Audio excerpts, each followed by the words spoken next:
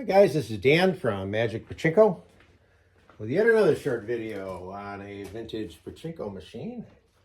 This morning we're featuring a Mizuho, and as nice as this licensing sticker is, I can't find a show a year date on it at all. So not really a clue as to when this one was born. Mid 70s, you know, I mean that's where that time period is where most all of them came from. I make these videos for two reasons. Number one is the folks that follow the videos, thank you very much. I appreciate it. Get a lot of nice comments back on people that are learning how to take care of their own machines, fixing their own machines from videos that they've watched that I've made. And that's great. I love to hear that feedback. Keep it coming. And if you need any help, don't hesitate to call me. I like to see vintage pachinko machines up and running. So, okay. With that said, that's one reason that I make the videos. The second reason is so that the owner of the machine has a reference point, because near the end of this video, I'm going to show you how to load it up and get it ready to play. I do not make these videos in any way, shape, or form to embarrass anybody. But what I got to do is show you, I forgot to go get it. I'll take you with me over here. This is, let's get this back. Okay, here we go. Okay. So this is a heavy, soft fleecy kind of blanket. This can be used for packing. However, this customer wrapped this machine in this fleecy blanket and then simply taped cardboard to the outsides. Needless to say, this machine did not travel well. This is the original feed tray. As you can see, it just shattered. It's just in pieces. Unfortunately, so did the lower feed tray, shattered. On the back side, the upper hopper shattered, just in multiple pieces. I mean, I have a bag of plastic parts. I thought perhaps I was going to have to glue individual parts back together to get this machine working again. Fortunately, my friend Rudy out in Ohio had a Mizuho machine that actually I'll show it to you. This is what's left of it. And as you can see, this is a nasty part of that machine. Obviously, a lot of water got in there and it started to mold and rot and so on and so forth. The front of it wasn't bad, but the back of it was. So there's the original guts. I was able to take the upper hopper off and mainly salvage the front parts from the machine to be able to rebuild this one. Unfortunately, that machine was not in the best shape, so this is it's got paint on it. This wasn't too bad. Now, oddly enough, when I tried to take that off of the original machine, there's 3 bolts that are embedded in the plastic that go through the board with a nut on the back side. Those were rusted solid. One came off, one broke, the bolt broke. The third one, what happens is the nut won't let go. The bolt won't break because the bolt that's embedded into the plastic starts to turn. So I ended up having to take a cutting tool and cutting that bolt right off. And then when I went to mount this particular lower tray onto the machine, the bolt pattern didn't line up. So I had to actually cut one of the bolts off to get the other 2 so that they would line up. And then I only had one nut to secure it. So it's on fine. It's not going to go anywhere. But talk about crazy things you got to do to get these machines back running. But overall, it looks pretty good. Did a full restoration on it. This is not a new playfield. This is the original playfield. It was in good shape. Cleaned it up, cleaned all the nails, so on and so forth, all the attractions. Did do all of the woodwork on it. So the cabinet has all been sanded down, polyurethane, and so on and so forth. And on the back, now when it did get hit from the back, again, this was shattered here, and it actually hit this hard enough that it broke the original jackpot cover. So that's the jackpot cover off of the other machine. So suffice to say that when you pack these things, I use a 36-24-12 box. It gives me 12 inches of depth to be able to put cushion between the bottom of the box, the machine, and more cushion. Again, you could use that towel as cushion, but you need to be able to cocoon your machine in a big enough box so that if it does take a hit, it's not taking that direct hit to the plastic and breaking it. So the cool thing about the Mizuhos, by turning these releases here, there's 5 of them, you just turn those and then the whole guts will come off, which is nice. And then if you notice here, there's a little screw right there. And what you would expect to see there on like a Nisogen would be the double wire that holds the rail on.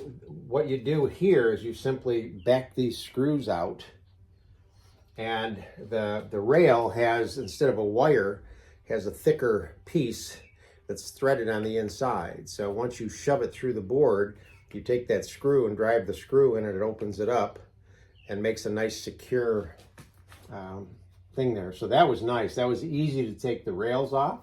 And then the thing that I really appreciated with this is, if you notice, there are no nails, or with my restorations, screws around the main board that's attached to the front frame.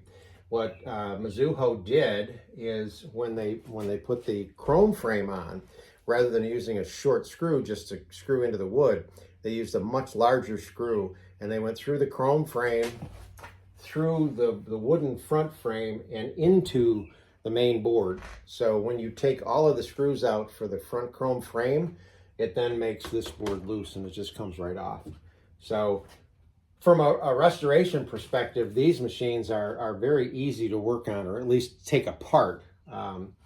This one did not have the wiring was gone. I had to do all the wiring over again. The only thing that was there were the switches. I'm not quite sure why that happens. Down the road, people just cut the electric off, I guess, because they don't know how to get it going again, so they just cut it off to get it out of the way, I guess. Not really sure. So that's kind of the story with this particular machine. So when we get ready to actually play this, this is the ball dump here. This moves like this, sideways. This moves out of the way, allows the L's to drop and lets the balls out. By default, it's going to load the balls into the jackpot, so you don't have to worry about where this is, unless, and I don't know that it would get that way, but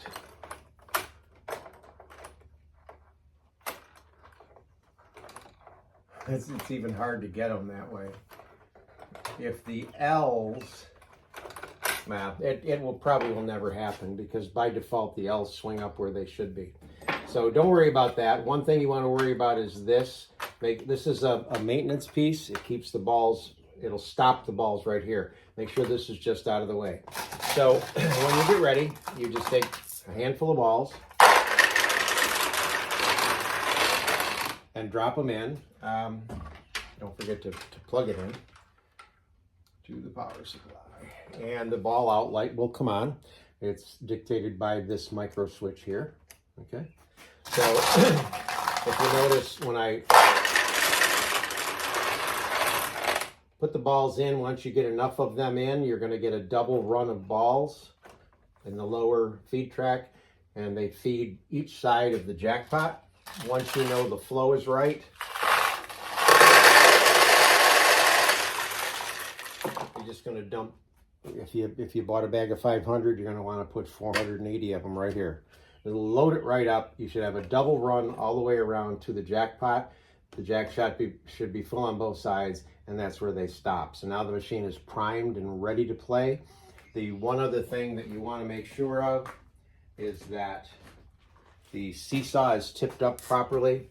And right here, where I'm going to make this little red arrow, is a push pin. So that the seesaw is that orange plastic piece in there that contains 2 pachinko balls. They're supposed to be there, by the way. If that happens to be tipped down, then you're just going to push up on this and it will push this back up. So that's the proper position for the seesaw to be in to start play. You're going to want some sort of a box. Anything will do.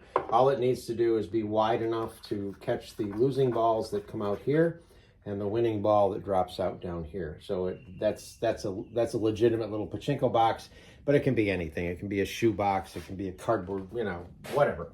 So get this turned around.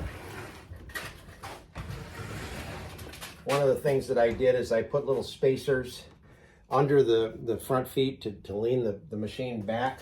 You want to have your machine leaning back a little bit. And what that does is it keeps the balls against the back playfield surface rather than too far forward, so that they lean against the plexiglass. So as a player, you drop some balls in, and then you just start to launch the balls.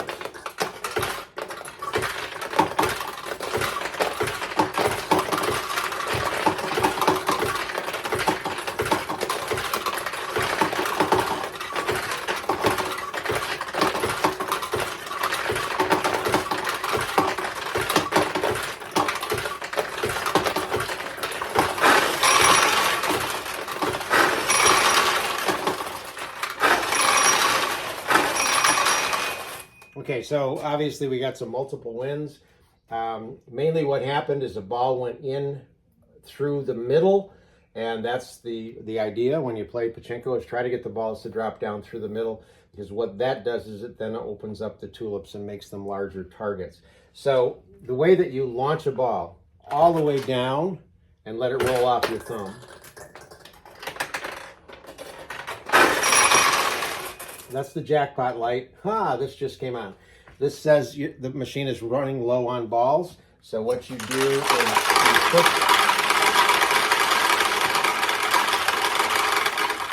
push the white piece over. That drops the balls down into the lower tray. Scoop them up, go right over the top, and drop them into the upper hopper. So keep in mind, when you own a pachinko machine, not only are you the player, but you're the parlor owner. You have to maintain the machine and keep it in good working order. So all the way down, let go. I keep getting wins, which is okay. If you go all the way down and let go, the ball's going to travel all the way around, hit the little bumper, and stay on the right side. Now, if you have a tulip that's open on the left side, you still want to go all the way down to make sure that a ball gets put onto the launch ramp, but then you want to let go a little bit to keep the ball on the left side of the machine. So you'll get used to how much down pressure you need to have the ball on the left side or the right side, or ideally, another win. Okay, now, this is good. Don't worry. Jackpot light came on, did not get a payout. This is the signal to stop, because something did not go right in the back of the machine. If you launch another ball and get another win, it's not going to give you 2 wins. It's going to make the problem worse. So,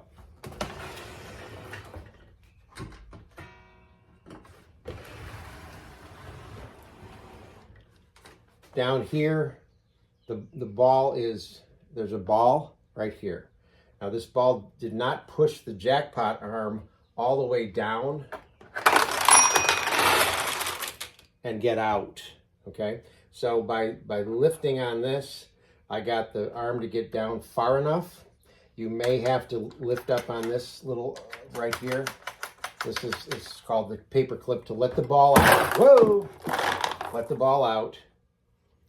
There's no balls here. The jackpot arm went back up. The jackpot is filled back up again, and that light is off. So you've taken care of the problem. Now you can return and continue to play.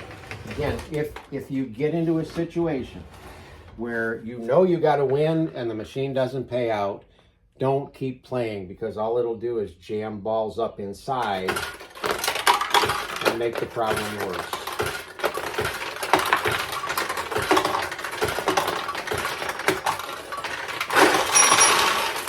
And now we're back. Okay, so that's the Mizuho, probably mid-70s. Quite the challenge because of the way it was packaged. Certainly, if you're considering sending me a machine, watch the video, get yourself a good box. You want to make sure you protect your machine. We got lucky with this one and got it back in shape. So hope you enjoy it.